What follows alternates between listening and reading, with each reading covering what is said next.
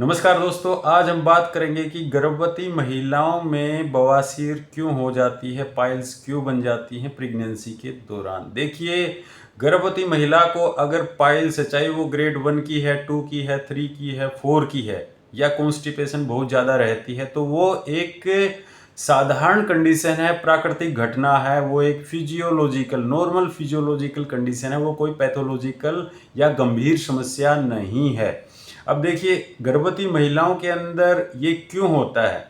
मैंने बताया ना कि पाइल्स जो होती हैं, जो एनल कैनाल जो आपकी होती है, रेक्टम का जो नीचे का हिस्सा होता है या जो मल द्वार होता है, उसमें से जो फूली हुई खून की नसें वीन्स का निकल के बाहर आ जाना, मांस के गुच्छे की तरह बाहर आ जाना पैखाना करने के दौरान, या कभी कभी दर्द होना, इचिंग होना, उसमें खाज खुजल, या कभी कभी थोड़ा थोड़ा हल्का फुल्का पानी भी निकलना।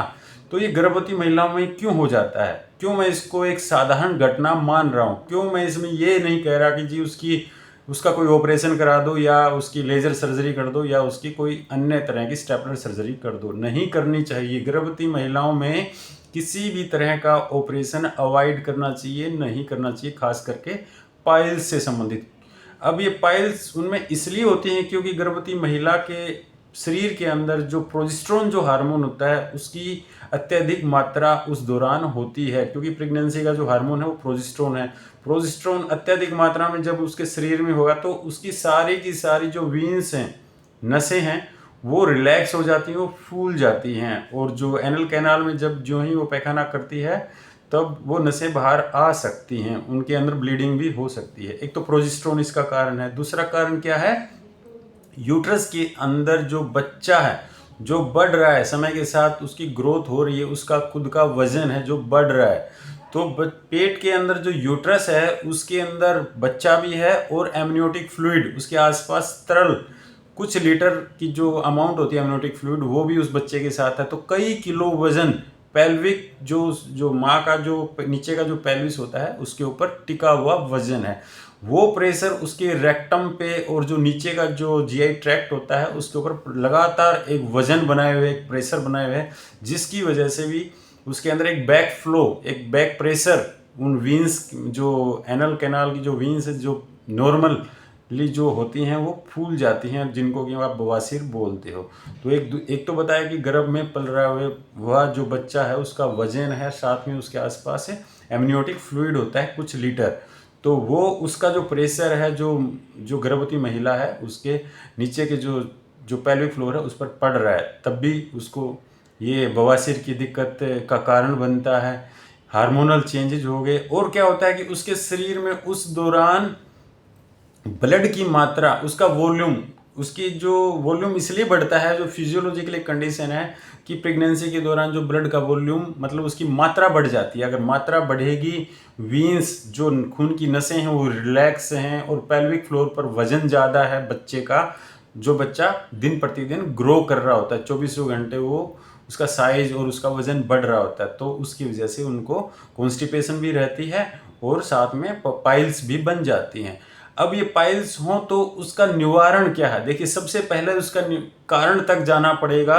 एक तो ये हो गया कि ठीक है जी, वो प्रेग्नेंट हैं लेडी, हाँ, लेकिन साथ ही साथ उसका थायराइड, जो महिला का जो थायराइड है वो उसका जरूर चेकअप कराना चाहिए कि कहीं उसको हाइपोथायराइडिज्म, कहीं थायराइड की जो हार्मोन है वो कम काम तो नहीं कर रहा, क्योंकि उसके कम काम करने से जो पाइल्स नॉर्मली उसको होनी थी ग्रेड 1 और ग्रेड 2 की, वो 3-4 तक चली जाएंगी। अब थायराइड हार्मोन का जरूर जांच करानी है। साथ ही साथ क्या करना है, अगर उसके अंदर हीमोग्लोबिन की कमी है, एनीमिया है, तो एनीमिया को की जांच भी करानी है, और उसको करेक्ट भी करना है। अगर जरूरत पड़े तो आयरन की उसको सप्लीमेंट देने पड़ेंगे, चाहे पीने की दवाई है या कैप्सूल है या टैबलेट फॉर्म में, या फिर जिन फल फ्रूट से, जैसे कि जो अनार होता है उससे हीमोग्लोबिन तेजी से बढ़ता है, या जो पत्तेदार अच्छी जो सब्जियां होती हैं जो हरे पत्ते वाली, उसके सेवन से भी हीमोग्लोबिन तेजी से बढ़ता है। अब रही बात, ये भी देखना है कि उसके खून में कहीं डायबिटीज़ तो नहीं बन गया है। महिला का जो खून है वो उसका सैंपल ये भी लेना पड़ेगा, कहीं उनका जो रैंडम ब्लड शुगर है, जो ब्लड शुगर है उसका लेवल अत्यधिक तो नहीं है। कई बार उनको थोड़ा थोड़ा जो high level of blood sugar हो जाता है, जिसकी वजह से भी उनको कॉन्स्टिपेशन रहेगी। तो हमें क्या करना है कि उनका डायबिटीज़ की इन्वेस्टिगेशन करानी है, साथ ही साथ उनके ब्लड की एनीमिया की जांच करानी है, थायराइड हार्मोन की जांच करानी है। अब सवाल ये आता है कि और क्या खाएं। देखिए, खाना खाने से पहले क्या करेंगे कि एक वॉक करेंगे। देखिए, दिन में उनको बोलिए कि जो प्रेग्नेंट लेडी है, महिला है, वो ज़्यादा सीटिंग की जॉब ना करे, लगातार कुर्सी पर। कुछ महिलाएं हमारे जो माताएं और बहनें हैं वो क्या है, जैसे जिनकी टीचिंग की जॉब है, कोई टीचर है, अध्यापक है, प्रोफेसर है, या डॉक्टर है, या वकील है, या मजिस्ट्रेट है, या उसकी लगातार कुर्सी पर बैठने की जॉब है। अब उस जॉब के दौरान प्रेगनेंसी भी है और वो लगातार अपने पेल्विस के ऊपर लगातार एक प्रेशर एक बना हुआ है। अब आप लगातार कुर्सी पर बैठे हैं तो आपके आसपास की नसों का जो ब्लड का सर्कुलेशन है वो भी डिस्टर्ब रहेगा, हैम्पर रहेगा। उसकी वजह से जो उसको फिजियोलॉजिकल एक प्राकृतिक तौर पर जो पाइल्स होनी थी वो उसको जरूरत से ज़्यादा परेशान करेगी। उनमें ब्लीडिंग होने भी लगती है पैखाना मल त्यागने के दौरान या उसके बाद। अब देखिए, सिटिंग जो जॉब वाली जो महिलाएं हैं और प्रेग्नेंट भी हैं, तो मैं उनको यही रिक्वेस्ट करूंगा कि हर आधी घंटे के बाद 5 मिनट तक जरूर वॉक करें। हर आधी घंटे के बाद या 1 घंटे के बाद जरूर उस कुर्सी को छोड़ के थोड़ा सा वॉक करेंगे तो उनकी जो पेल्विस के आसपास, जो उनके जो बटक के आसपास की जो ब्लड सर्कुलेशन है वो इम्प्रूव होगी और वहाँ का जो रुका हुआ जो खून है वो यहाँ वहाँ सर्कुलेट होके उसका जो प्रेशर हट जाएगा। इससे भी उनकी पाइल्स में की जो दिक्कत है उसमें कमी आएगी। अब दूसरा महत्वपूर्ण जो खान पान के बारे में हम बात बताएंगे कि हाई फाइबर डाइट उनको अपने खाने में सलाद जरूर लेना होगा। देखिए, एक तो उनके हार्मोन्स उस वक्त पाइल्स बनाने वाले हैं, प्रोजेस्टेरोन मैंने बताया, और जो बच्चा जो उसके पेट में पल रहा है उसके हार्मोन्स का जो सर्ज है, उसके हार्मोन्स का लेवल है वो भी माता के ब्लड में उस टाइम पर हाई लेवल में सर्कुलेट कर रहा हो। तो क्योंकि जो बच्चे का ब्लड है वो माता का ब्लड भी है। अब बच्चे के शरीर के अंदर भी ऑर्गन्स बन रहे हैं, बच्चे के शरीर के अंदर भी प्रोजेस्टेरोन हो सकता है, बच्चे के शरीर के अंदर भी अलग अलग जो सेक्स हार्मोन्स हैं वो बन रहे हैं, वो भी माता के ब्लड के अंदर घुस के उसके अंदर मिल के माता के जो कॉन्स्टिपेशन है और साथ में क्या है पाइल्स की दिक्कत को बढ़ा रहा है। तो फिर हमें क्या करना होगा, माता को ये बोलना होगा, उस गर्भवती महिला को ये बोलना होगा कि अपनी डाइट में हाई फाइबर डाइट लेगी, फ्रूट लेगी जरूर से जरूर। मैं ये कहूँगा कि सीजन का जो सबसे सस्ता फल है उसका सेवन अत्यधिक मात्रा में उस गर्भवती महिला को करना ही होगा। पत्तेदार सब्जियां खानी ही होंगी। और फिर भी उसका निवारण नहीं है तो फिर क्या करेंगे। अब आप पूछो डॉक्टर साहब बताओ तब क्या करोगे, जब ये करने से भी उसकी ब्लीडिंग बंद नहीं हुई पाइल्स की, या पाइल्स में दिक्कत ज़्यादा है, दर्द है, कॉन्स्टिपेशन फिर भी इम्प्रूव नहीं हो रहा, तब उसको क्या करना होगा, दिन में लगभग 4 से 5 बार 10-10 मिनट तक जो गर्म पानी लेके एक तसले नुमा बर्तन में, एक टब में, जो प्लास्टिक का होना चाहिए, वो स्टील या लोहे का नहीं होना चाहिए, उसमें बैठ के उसके अंदर पोटासियम परमैंगनेट, जिसको देसी भाषा में लाल दवाई बोला जाता है, उसका जो पाउडर फॉर्म में आता है उसका चुटकी भर, देखिए चुटकी भर इतना सा, जो इस चुटकी में आएगा इतना सा पाउडर उस पानी में डालना है और उसमें दिन में 4 से 5 बार 10-10 मिनट, ज़्यादा टाइम नहीं बैठना। ये नहीं है कि आधी घंटे तक उस पानी में बैठे रहे। गर्म पानी में जिसको आप टॉयलेट कर सकते हैं, उस गर्म पानी में बैठ के सिकाई करनी है उस महिला को। उससे उसको कई सारे फायदे होंगे। देखिए, एक तीर और अनेक उसके लाभ। क्या क्या लाभ होगा, एक तो उसको जो पेल्विक फ्लोर के नीचे में जो दर्द हो रहा है, जो डिस्चार्ज हो रहे हैं तरह तरह के, चाहे वो उसके वेजाइनल डिस्चार्ज हैं, चाहे वो यूरेथ्रा के आसपास कोई फंगल इन्फेक्शन है, या यूरिन जो करती है उस वक्त उसके आसपास कोई यूटीआई का इन्फेक्शन है या फंगल इन्फेक्शन है, या वेजाइना में कोई फंगल इन्फेक्शन है, उस वक्त प्रेगनेंसी में अक्सर हो जाता है। तो उससे भी उस गर्म पानी में बैठने से, जिसमें पोटासियम डाल के वो बैठते हैं, कभी कभी उसमें अंदर एक पोविडीन आयोडीन, जिसको कि सिंपल भाषा में हम बिटाडीन का सॉल्यूशन बोलते हैं, वो भी थोड़ी मात्रा में 1 चम्मच भर 5 ml उस पानी में मिला सकते हैं। जिससे क्या होगा कि उसको मुंह से गोलियां नहीं खानी पड़ेंगी, ना दर्द की खानी पड़ेंगी, ना एंटीबायोटिक लेनी पड़ेंगी, ना ही कम मात्रा में एंटी फंगल से भी उसका काम चल जाएगा अगर वो सिकाई करेंगी तो दिन में 4 से 5 बार।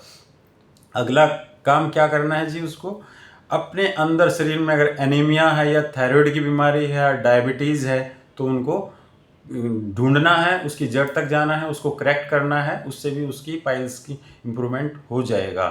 अब अगला क्या है, लगातार सीटिंग जो नहीं करनी, लगातार बैठना नहीं है, चाहे मोबाइल पे चाहे लैपटॉप के में बिजी होके लगातार उनको सीटिंग पोजीशन में नहीं रहना, बैठने वाली पोजीशन में नहीं रहना है। उनको जो ऊंचे वाली टॉयलेट होती है, जो वेस्टर्न जिसको टॉयलेट बोलते हैं, उसी टॉयलेट को यूज़ करना है। मोबाइल का प्रयोग कम करना है। टीवी देखते हुए लगातार बैठे एक ही पोजीशन में शरीर को नहीं रखना है।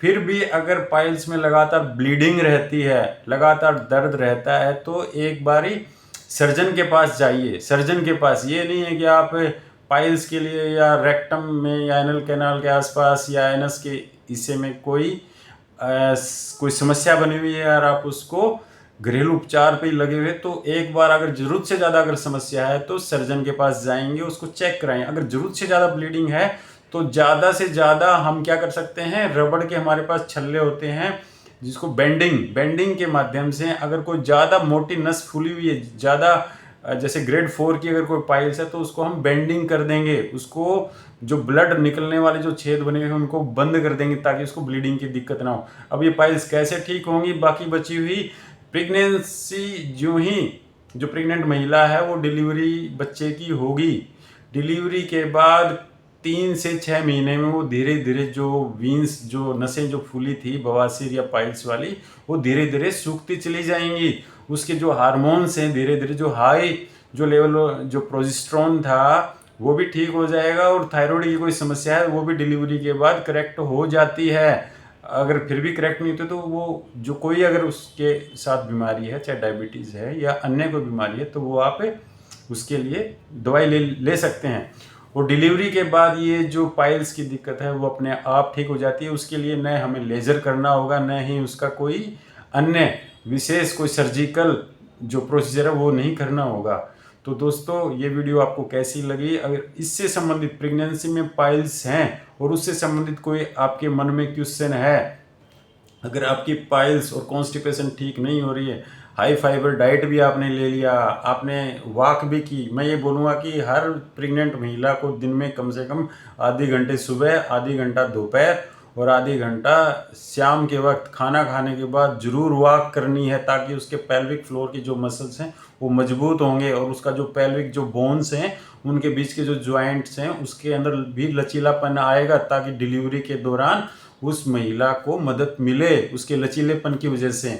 नहीं तो अगर आप बैठे रहते हैं, लगातार ही लेटे रहते हैं और इस तरह की समस्या से ग्रसित ही रहते हैं, तब वो क्या स्टिफ हो जाती हैं। जो पेल्विक फ्लोर जिस मांसपेशियों से और जो जिन हड्डियों से बना है उनमें स्टिफनेस आ जाती है, लचीलापन नहीं रहता, जिसकी वजह से नॉर्मल बर्थ, जो वेजाइनल जो बर्थ होता है बच्चे का, वो पॉसिबल कभी कभी नहीं हो पाता है। तो दोस्तों, प्रेग्नेंट महिला में अगर पाइल्स की दिक्कत है, बवासीर की दिक्कत है, तो एकदम से उसका कोई सर्जिकल प्रोसीजर नहीं करवाना है। ज़्यादा से ज़्यादा बेंडिंग, जो ब्लीडिंग का कोई ग्रेड 4 की जो हेमोरेड है उसको हम बेंडिंग कर सकते हैं, रबड़ का एक छल्ला लगा सकते हैं, उसके अलावा कुछ नहीं करना है। डिलीवरी के बाद ये सब चीज़ें अपने आप ठीक हो जाती हैं। इससे संबंधित अगर कोई क्वेरी है, कोई क्वेश्चन है, तो आप कमेंट बॉक्स में ज़रूर पूछिए। और इस कमेंट बॉक्स में अगर ये वीडियो अच्छी लगी है तो कमेंट ज़रूर कीजिए और इस चैनल को भी सब्सक्राइब कीजिए, क्योंकि मैं आपको समय समय पर महत्वपूर्ण जानकारियाँ, मेडिकल एजुकेशन से रिलेटेड जो जानकारियाँ मैं आपको देता रहूँगा। मैं हूँ doctor Parmel Chaudhary, MBBS MS surgeon. Thank you.